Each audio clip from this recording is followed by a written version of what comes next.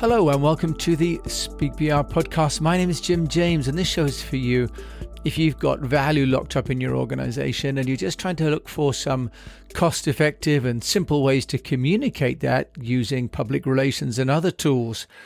Now, I've been running my own international public relations agency for over 25 years, but I've also built companies on 3 continents. So I've learned how to do public relations for over 500 clients, but I've also made it work for my own businesses. Today, I'd like to share some insights on teleprompting and about how we're starting to see people looking into the camera, but looking on one side. It's very distracting if we're on a Zoom call or these videos we're watching or making. And when people are reading a script and you can tell if they're not looking into the screen, the solution is to use a teleprompter. Now, teleprompting is not just for big television companies anymore. And I'm going to share with you on this podcast some technologies that are available to all of us, in fact. Now, it seems as though the technologies available break down into a couple of different parts. One is a standalone device that can be attached to your camera or standalone, that it becomes in effect a mirror to your device and uses another screen. The second form of teleprompter that I found are those that actually are using your iPad or your phone or the screen on your computer as the screen itself.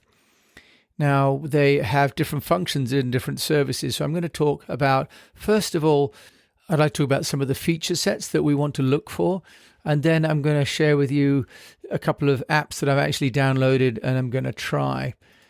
So when we look at our need for teleprompting, what we know is that the teleprompter can be as easy as importing your script and then just clicking play on that script, and you can adjust the speed.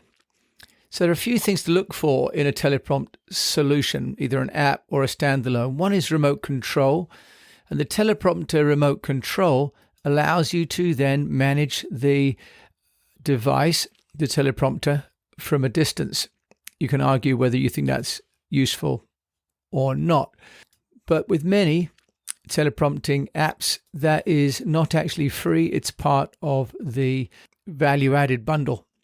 So the next feature to look for, and I've been looking for, is how you open the document itself. Now, some are allowing you to open the file that you're going to narrate from the desktop. Some allow you to import it, and some are allowing you to get them from sites like Dropbox, for example. Some are allowing editing of the text and controlling the text, and some have got, for example, a lot of functionality around the font size and color and placements. So that is something to think about, is getting the content actually that you're going to be reading. The next is going to be around the screen mirroring. Now, it's a useful function if you can have the copy on your own, for example, your own desktop screen, where maybe you've got the camera, but then you could also have that repeated onto an iPad, for example, or a phone. The obvious point here is that you really want to be able to look into the camera and have the text as close to the camera as you possibly can. So there are some that I've been trying that are on the iPhone and the iPad app, which scroll the text right below the camera itself. So really you're looking at the camera and reading. So screen mirroring, in other words, being able to display this on multiple devices, is useful, but I'm not quite sure I understand how valuable it is if you are needing to do that, unless you've got someone else looking at your text for you and maybe editing it as you go along. So this idea of the bookmarks, that there may be some chapters, for example, if you're doing a longer form, maybe a speech or a training course and you're reading into the camera, some of these softwares allow bookmarking where you can save segments in your script and jump to them later, maybe want to repeat them, for example. And some allow keyboard shortcuts, especially these ones that are running on the desktop. And some of them have much less functionality. These ones that are on your phone itself have much simpler functionality, but of course, price-wise, they're also much more affordable, indeed free. Now, the next element is automatic speed control. Now, this is difficult. I've just been trying to use this one at the minute called Teleprompt Mirror, which is an online browser-based. And I've had the speed as low as it can go, down at 3. Doesn't say what 3 is, but the number 3, and the text is still going more quickly than I can read this. So automatic speed control is one thing to look for, and a couple of the softwares have actually got voice to text pacing, so that when you speak, the teleprompter will go at the pace that you speak at, but also then will stop the software moving the text along when you stop reading or speaking. That I can see as being a really powerful feature, because what can happen otherwise is a bit like getting on an escalator. You've got your content running away from you, and you've got to be pressing pause all the time, and that means that you probably have more editing to do, because your eyes are going to be worrying about chasing the text. Another aspect to look for is the resolution settings. So you can have your script on different screen sizes, and you can adjust whether it's wider to the full width of the screen or the full height of the screen. Also, whether it's opaque. For example, if you're looking at a picture and you're trying to describe the picture, you may still want the text to be there, but to be opaque. So the ability to customize the resolution of the text seems to be really useful. And this is also what they call an overlay. So the ability to change the image, to have the time elapsed and remaining, or a clock, all the, if you like, almost sort of navigation elements of reading a script, which is so important. Now, the other thing then is that you can have on some of the more expensive packages the keyboard and mouse settings, so you can optimize the software, if you like, so that you're comfortable, and change some of the shortcuts for, playing, for pausing, for jumping, recording, and others. Just like working with any software, we get used to it. And getting used to the teleprompt software seems to be another skill set that we might need to have. Now, on the ones that I've downloaded for the phone and the iPad, they don't have customization, so it's much simpler. But of course, then it's good for short form and for narrow text. But if you're doing, for example, a PowerPoint presentation, you want to speak across the script, for example, of that, then this will be very useful. You want to be able to stop and start, move the screen along. And I think for e-learning, the ability to have this scrolling text where you can command the text pace, starting and stopping, seems to be really valuable. So some of them have also got the ability to control third-party devices, wheels or mice or the pens. So you can use different tools that you might like to have to manage the control of your screen flow and the text.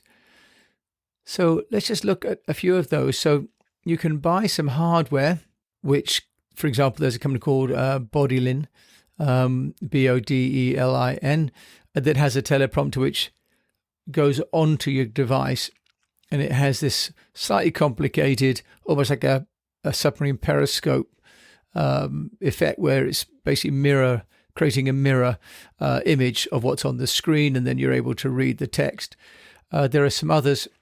They seem to be starting at about $300 plus, and like all these things, the cheaper it is, the more complicated it is to use, but also the less the quality is, it seems. So you pay for ease of use, it seems. Now, a couple of others that I've been trying out myself on my phone today. One is called Prompt Smart Light, and that one has a $19.99 US one-time purchase, but they're going to a subscription model apparently for the Pro version. Now, this has this voice track technology, so that seems to be a killer app for me. It follows your voice, and if you want to stop talking, then it'll stop. You can load content from an email, which is quite nice, and also runs offline, because some of them are expecting you to kind of be online, a bit like a sort of a Google Translate. You sort of need to be online for the system to be managing the content flow. So this telepromptmirror.com software, for example, is running on a browser, only works on the Google Chrome. So Prompt Smart is one. There's another one called Teleprompter. It's free as a light version, and I've been trying that. Also nice, as 3 document imports, and after that you need to upgrade to the $12.99. So Prompt Smart, Teleprompter. There are 2 that I've been trying, and they basically both do the job very nicely. There's another one called Video Teleprompter Lite. They all sound just about the same name. This one I've been trying today. It's very nice because it's very simple to use.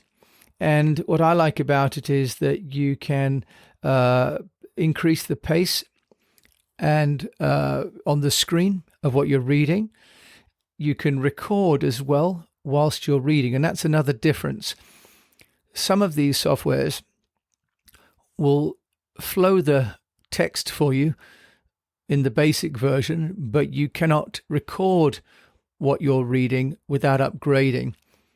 In this one that I'm using now, the teleprompter, it enables you to record at the same time as to read, and that's nice. And then you have other functionalities if you want them. So that's quite cool, and it has quite a few different aspects. For example, you can start to do things like export and download the video file that you made. And one thing I thought was particularly nice is that I can download the file with the subtitles. So that would save me a lot of work. So I could actually film a piece to my camera. It would have to only be though on the iPhone or the iPad. It works on Android as well. But I could record my script onto my handphone and download the video and then upload that to Vimeo, for example, or to trylately.com to get social media pieces, or across to YouTube. So that seems to have a lot of functionality at the basic level for free. But also then if you want to upgrade, you can export, for example, the timestamps for an SRT file for doing, for example, audiograms. The problem with both of those is that they only run on the iOS or Android versions. They're not running on the desktop version. So the software that I've got so far that works on the desktop is called Teleprompter.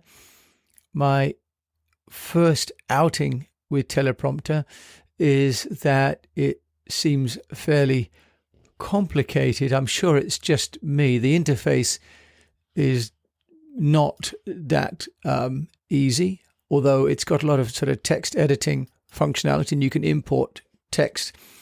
So I'm sure it's just me.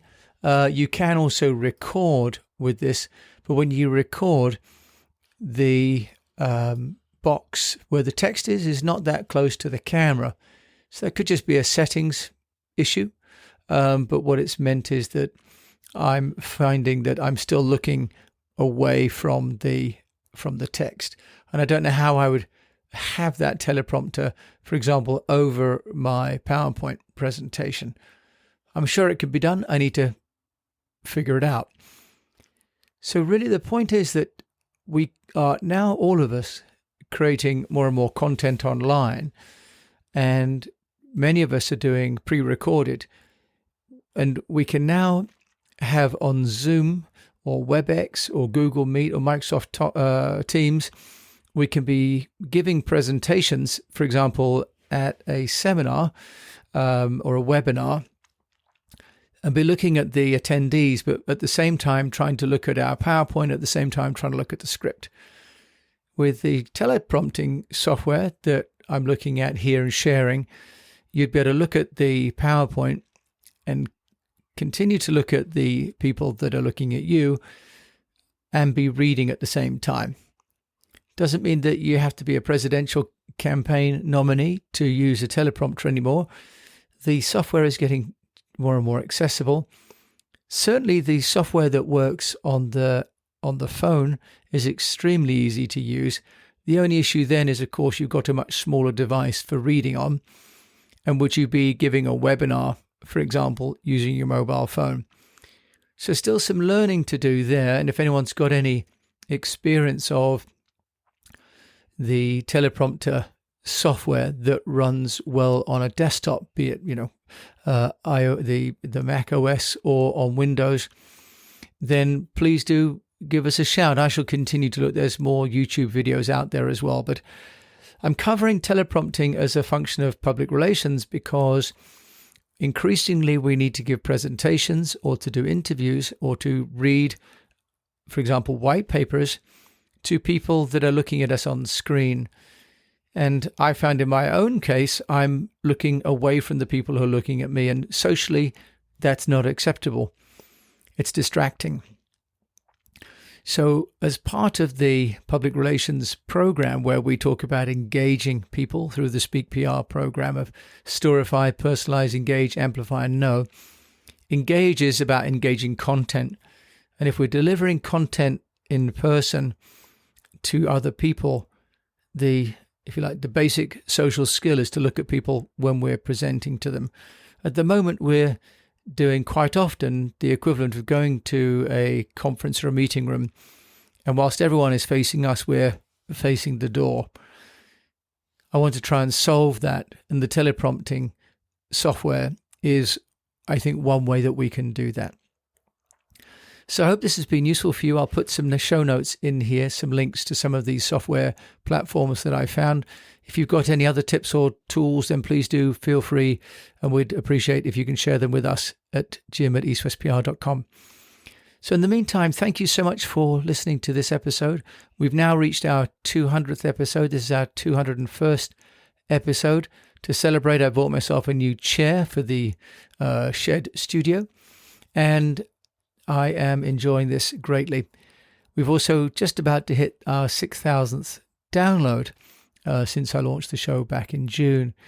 So a lot of progress and a lot of content I've been working to share, really so that anyone that's got value locked up in their organization can release it, because during this increasingly difficult time with COVID, we, I think, need all the help we can get. But also all of us that know things, I think we have a responsibility to share those things willingly and freely to help those around us. My name is Jim James. Thank you so much for listening to this episode. And until we meet again, I wish you the best of health, a profitable business, and that if you're sharing and using something or you're reading on the screen, just investigate using a teleprompter.